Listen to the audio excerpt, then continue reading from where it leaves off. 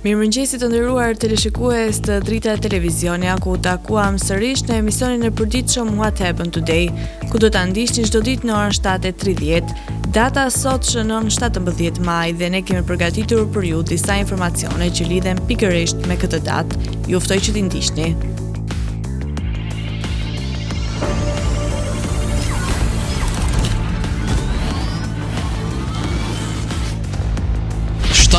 Maj. Ngjarje 1521. Edward Stafford, duka i tretë i Buckinghamit, ekzekutohet për tradhti. 1590. Anne of Denmark kurorëzohet mbretëreshe Skocisë. 1673. Louis Joliet dhe Jacques Marquette fillojnë eksplorimin e lumit Mississippi. 1814. Okupimi i Monakos ndryshohet nga francez në austriak. 1941. Vasilaçi kryen atentat ndaj mbretit të Italisë dhe Shqipërisë dhe perandorit të Etiopisë Viktor Emanueli III. 1994. Ukshin Hoti dënohet me 5 vjet burg për arsyen se ishte pjesëmarrës i lëvizjes për Republikën e Kosovës. Lindje 1936. Lindi Dennis Hopper, aktor amerikan. Vdekje 1895. Vdiq Haki Stërmilli, në punës shkrimtar, publicist dhe deputet shqiptar.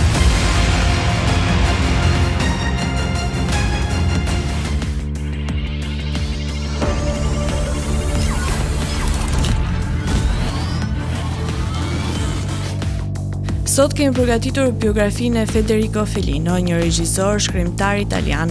Për më tepër ju ftoj të ndiqni materialin e përgatitur.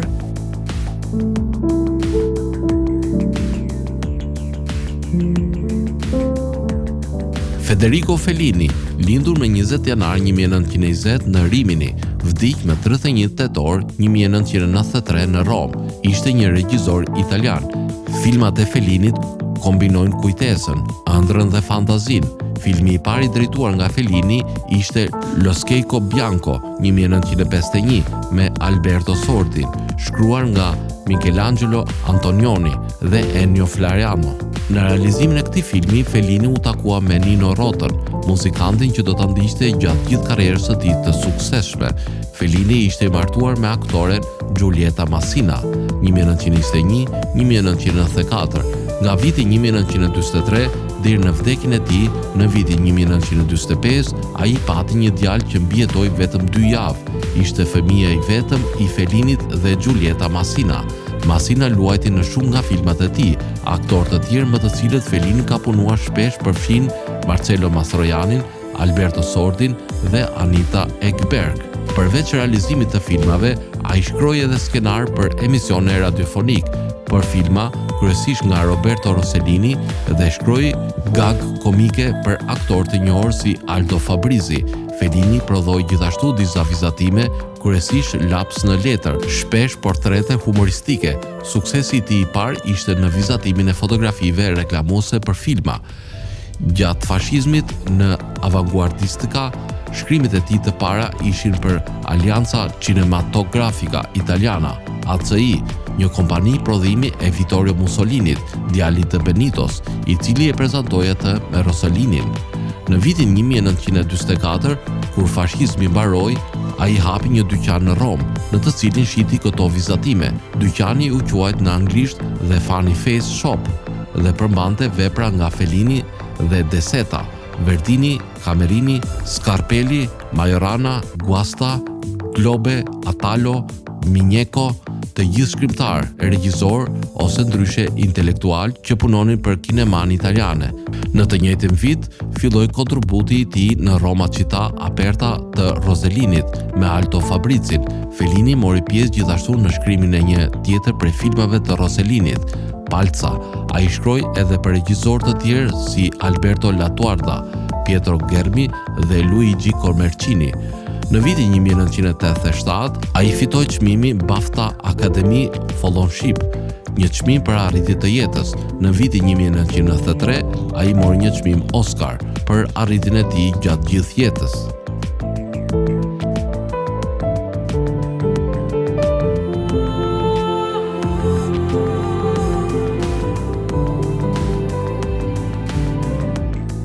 Kalojmë në rubrikën kuriozitete, ku sot do t'ju njohim se si macet në pallatin kombëtar në Meksik janë simbol dhe shteti duhet t'i ushqejë dhe kujdeset për to.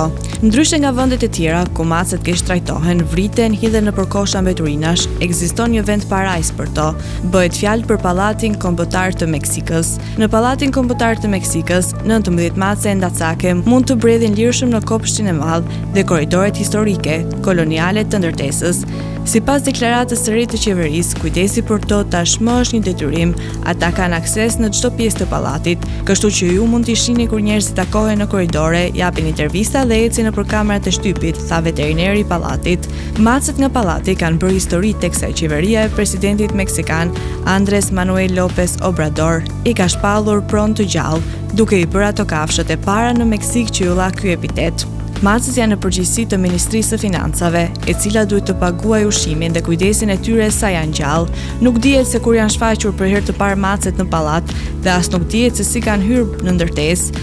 Ndërsa 19 mace jetojnë përgjithmonë në ndërtesë, shumë mace të tjera vinë dhe shkojnë dhe stafi i pallatit supozon se macet e tjera hyjnë fshehurazi gjatë natës nga një vrimë e vogël në port.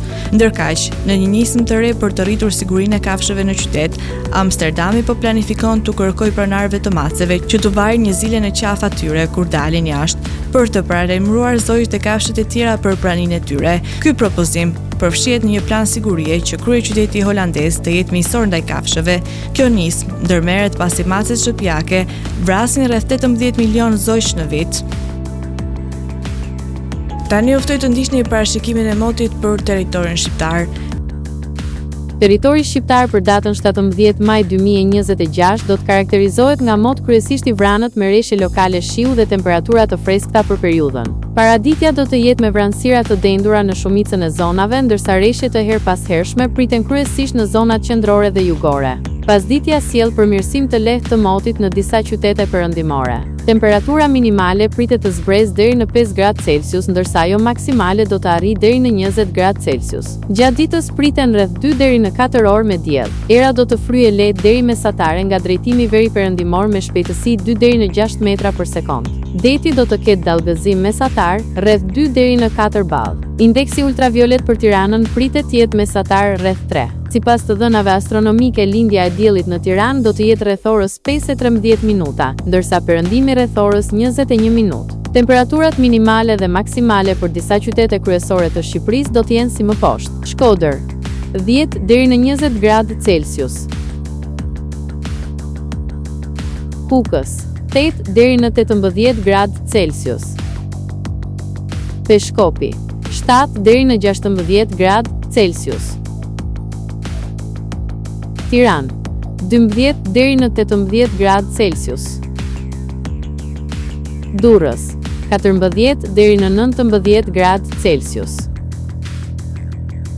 Kavaj 11 deri në 18 gradë Celsius, Elbasan 11 deri në 18 gradë Celsius, Berat 12 deri në 19 gradë Celsius, Korç 5 deri në 15 gradë Celsius, Vlorë 14 deri në 18 gradë Celsius, Gjirokastër 9 deri në 17 gradë Celsius,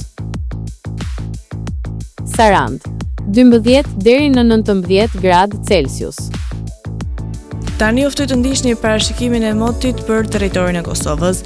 Territori i Kosovës për datën 17 maj 2026 do të karakterizohet nga mot kryesisht me vranësira të pjeshme dhe reshje lokale në disa zona jugore. Paraditja do të jetë më stabile me intervale me diell, ndërsa pasditja sjell reshje lokale shiu kryesisht në rajonin e Prizrenit. Temperatura minimale pritet të zbresë deri në 6 gradë Celsius, ndërsa ajo maksimale do të arrijë deri në 19 gradë Celsius. Era do të fryejë lehtë nga drejtimi veri perëndimor me shpejtësi 2 deri në 5 metra për sekond. Indeksi ultraviolet për Prishtinën pritet të jetë mesatar rreth 4. Sipas të dhënave astronomike, lindja e diellit në Prishtinë do të jetë rreth orës 5:04 minuta, ndërsa perëndimi rreth orës 19:59 minuta. Temperaturat minimale dhe maksimale për disa qytete kryesore të Kosovës do të jenë si më poshtë: Mitrovica 8 deri në 14 gradë Celsius, Podujev 6 deri në 14 gradë Celsius, Skënderaj, 9 deri në 16 gradë Celsius. Pej, 10 deri në 15 gradë Celsius. Prishtinë, 7 deri në 15 gradë Celsius. Gjakov, 11 deri në 19 gradë Celsius. Malishev, 9 deri në 16 gradë Celsius. Gjilan, 7 deri në 15 gradë Celsius. Ferizaj, 9 deri në 15 gradë Celsius. Kaçanik, 7 deri në 15 gradë Celsius. Suharek, 9 deri në 17 gradë Celsius. Prizren, 10 deri në 15 gradë Celsius. Të nderuar teleshikues të Drita Televizion, kjo ishte gjithçka e përgatitur për emisionin e ditës së sotme. Do të shihemi sërish nesër në të njëjtën orë. Për më tepër ju ftoj të ndiqni programacionet e Drita Televizion. Mos harroni gjithashtu të na ndiqni edhe në rrjetet tona sociale, TikTok, Instagram, Facebook dhe Twitter. Për të rejat më të fundit, vizitoni faqen tonë zyrtare drita.tv.